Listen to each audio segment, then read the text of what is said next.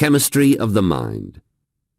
It is this author's belief that the mind is made up of the same universal fluid energy as that which constitutes the ether which fills the universe. It is a fact as well known to the layman as to the man of scientific investigation that some minds clash the moment they come in contact with each other, while other minds show a natural affinity for each other. Between the two extremes of natural antagonism and natural affinity growing out of the meeting or contacting of minds, there is a wide range of possibility for varying reactions of mind upon mind. Some minds are so naturally adapted to each other that love at first sight is the inevitable outcome of the contact. Who has not known of such an experience? In other cases, minds are so antagonistic that violent mutual dislike shows itself at first meeting. These results occur without a word being spoken and without the slightest signs of any of the usual causes for love and hate acting as a stimulus. It is quite probable that the mind is made up of a fluid or substance or energy, call it what you will, similar to, if not in fact the same substance as, the ether. When two minds come close enough to each other to form a contact, the mixing of the units of this mind stuff, let us call it the electrons of the ether, sets up a chemical reaction and starts vibrations which affect the two individuals pleasantly or unpleasantly. The effect of the meeting of two minds is obvious to even the most casual observer. Every effect must have a cause. What could be more reasonable than to suspect that the cause of the change in mental attitude between two minds which have just come in close contact is none other than the disturbance of the electrons or units of each mind in the process of rearranging themselves in the new field created by the contact. For the purpose of establishing this lesson upon a sound foundation, we have gone a long way toward success by admitting that the meeting or coming in close contact of two minds sets up in each of those minds a certain noticeable effect, or state of mind, quite different from the one existing immediately prior to the contact. While it is desirable, it is not essential to know what is the cause of this reaction of mind upon mind. That the reaction takes place in every instance is a known fact which gives us a starting point from which we may show what is meant by the term mastermind. A mastermind may be created through the bringing together or blending, in a spirit of perfect harmony, of two or more minds. Out of this harmonious blending, the chemistry of the mind creates a third mind, which may be appropriated and used by one or all of the individual minds. This mastermind will remain available as long as the friendly, harmonious alliance between the individual minds exists. It will disintegrate, and all evidence of its former existence will disappear the moment the friendly alliance is broken. This principle of mind chemistry is the basis and cause for practically all the so-called soulmate and eternal triangle cases, so many of which unfortunately find their way into the divorce courts and meet with popular ridicule from ignorant and uneducated people who manufacture vulgarity and scandal out of one of the greatest of nature's laws. The entire civilized world knows that the first 2 or 3 years of association after marriage are often marked by much disagreement, of a more or less petty nature. These are the years of adjustment. If the marriage survives them, it is more than apt to become a permanent alliance. These facts no experienced married person will deny. Again, we see the effect without understanding the cause.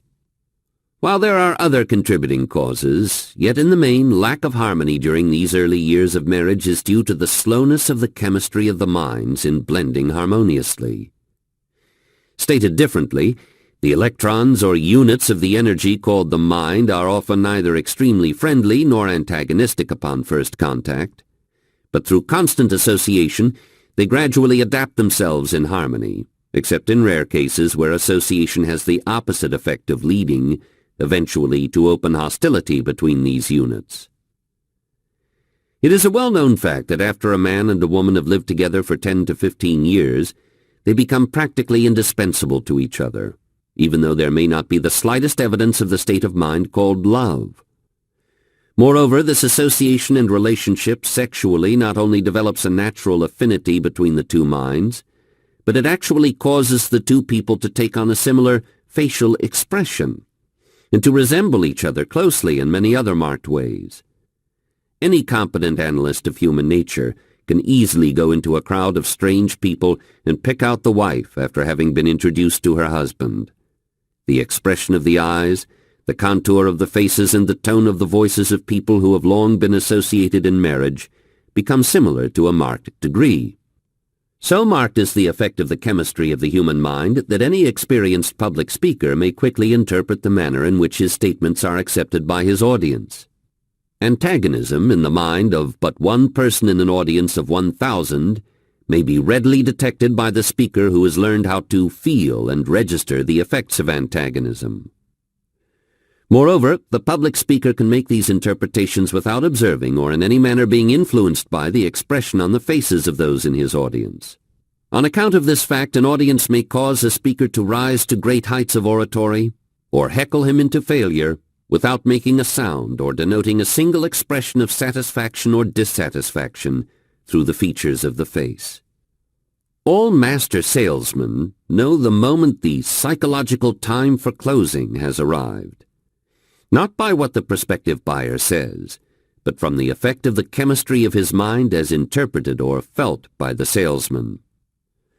Words often belie the intentions of those speaking them, but a correct interpretation of the chemistry of the mind leaves no loophole for such a possibility. Every able salesman knows that the majority of buyers have the habit of affecting a negative attitude almost to the very climax of a sale. Every able lawyer has developed a sixth sense whereby he is enabled to feel his way through the most artfully selected words of the clever witness who is lying, and correctly interpret that which is in the witness's mind through the chemistry of the mind. Many lawyers have developed this ability without knowing the real source of it. They possess the technique without the scientific understanding upon which it is based. Many salesmen have done the same thing. One who is gifted in the art of correctly sensing the chemistry of the minds of others may, figuratively speaking, walk in at the front door of the mansion of a given mind and leisurely explore the entire building, noting all its details, walking out again with a complete picture of the interior of the building, without the owner of the building so much as knowing that he has entertained a visitor. It will be observed in the lesson Accurate Thinking that this principle may be put to a very practical use, having reference to the principle of the chemistry of the mind. The principle is referred to merely as an approach to the major principles of this lesson. Enough has already been stated to introduce the principle of mind chemistry and to prove, with the aid of the student's own everyday experiences and casual observations, that the moment two minds come within close range of each other, a noticeable mental change takes place in both, sometimes registering in the nature of antagonism, and at other times registering in the nature of friendliness. Every mind has what might be termed an electric field. The nature of this field varies depending upon the mood of the individual mind back of it and upon the nature of the chemistry of the mind creating the field. It is believed by this author that the normal or natural condition of the chemistry of any individual mind is the result of his physical heredity, plus the nature of thoughts which have dominated that mind. That every mind is continuously changing to the extent that the individual's philosophy and general habits of thought change the chemistry of his or her mind. These principles the author believes to be true. That any individual may voluntarily change the chemistry of his or her mind so that it will either attract or repel all with whom it comes in contact is a known fact. Stated in another manner, any person may assume a mental attitude which will attract and please others or repel and antagonize them, and this without the aid of words or facial expression or other form of bodily movement or demeanor. Go back now to the definition of a mastermind, a mind which grows out of the blending and coordination of two or more minds in a spirit of perfect harmony, and you will catch the full significance of the word harmony as it is here used. Two minds will not blend, nor can they be coordinated, unless the element of perfect harmony is present, wherein lies the secret of success or failure of practically all business and social partnerships. Every sales manager and every military commander and every leader in any other walk of life understands the necessity of an esprit de corps, a spirit of common understanding and cooperation in the attainment of success.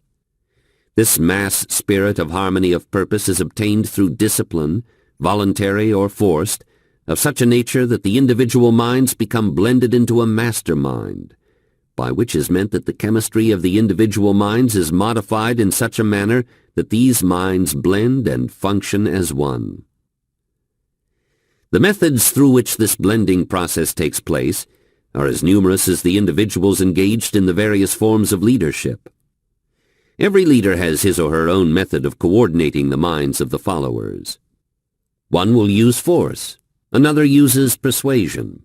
One will play upon the fear of penalties, while another plays upon rewards, in order to reduce the individual minds of a given group of people to where they may be blended into a mass mind. The student will not have to search deeply into history of statesmanship, politics, business, or finance to discover the technique employed by the leaders in these fields in the process of blending the minds of individuals into a mass mind. The really great leaders of the world, however, have been provided by nature with a combination of mind chemistry favorable as a nucleus of attraction for other minds. Napoleon was a notable example of a man possessing the magnetic type of mind which had a very decided tendency to attract all minds with which it came in contact. Soldiers followed Napoleon to certain death without flinching because of the impelling or attracting nature of his personality, and that personality was nothing more nor less than the chemistry of his mind. To believe in the heroic makes heroes. Disraeli. If you do not believe in cooperation, look what happens to a wagon that loses a wheel. No group of minds can be blended into a mastermind if one of the individuals of that group possesses one of these extremely negative, repellent minds. The negative and positive minds will not blend in the sense here described as a mastermind. Lack of knowledge of this fact has brought many an otherwise able leader to defeat. An able leader who understands this principle of mind chemistry may temporarily blend the minds of practically any group of people, so that it will represent a mass mind, but the composition will disintegrate almost the very moment the leader's presence is removed from the group. The most successful life insurance sales organizations and other sales forces meet once a week or more often for the purpose of what? For the purpose of merging the individual minds into a mastermind, which will, for a limited number of days, serve as a stimulus to the individual minds. It may be, and generally is true, that the leaders of these groups do not understand what actually takes place in these meetings, which are usually called pep meetings. The routine of such meetings is usually given over to talks by the leader and other members of the group, and occasionally from someone outside of the group. Meanwhile, the minds of the individuals are contacting and recharging one another.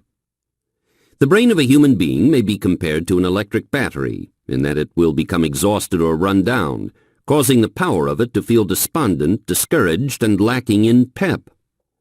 Who is so fortunate as never to have had such a feeling? The human brain, when in this depleted condition, must be recharged, and the manner in which this is done is through contact with a more vital mind or minds. The great leaders understand the necessity of this recharging process, and moreover they understand how to accomplish this result. This knowledge is the main feature which distinguishes a leader from a follower. Fortunate is the person who understands this principle sufficiently well to keep his or her brain vitalized or recharged by periodically contacting it with a more vital mind.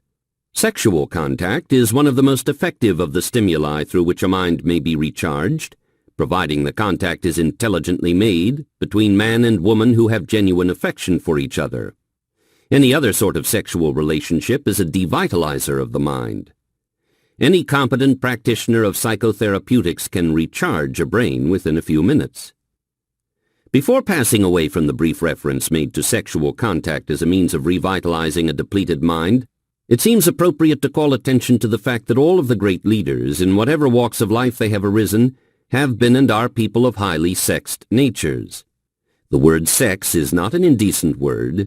You'll find it in all the dictionaries. There is a growing tendency upon the part of the best-informed physicians and other health practitioners to accept the theory that all diseases begin when the brain of the individual is in a depleted or devitalized state. Stated in another way, it is a known fact that a person who has a perfectly vitalized brain is practically, if not entirely, immune from all manner of disease. Every intelligent health practitioner, of whatever school or type, knows that nature, or the mind, cures diseases in every instance where a cure is effected. Medicines, faith, laying on of hands, chiropractic, osteopathy, and all other forms of outside stimulant are nothing more than artificial aids to nature, or, to state it correctly, mere methods of setting the chemistry of the mind into motion to the end that it readjusts the cells and tissues of the body, revitalizes the brain, and otherwise causes the human machine to function normally. The most orthodox practitioner will admit the truth of this statement. What, then, may be the possibilities of the future developments in the field of mind chemistry? Through the principle of harmonious blending of minds, perfect health may be enjoyed. Through the aid of this same principle, sufficient power may be developed to solve the problem of economic pressure which constantly presses upon every individual. We may judge the future possibilities of mind chemistry by taking inventory of its past achievements, keeping in mind the fact that these achievements have been largely the result of accidental discovery and of chance groupings of minds. We are approaching the time when the professorate of the universities will teach mind chemistry the same as other subjects are now taught. Meanwhile, study and experiment in connection with this subject open vistas of possibility for the individual student.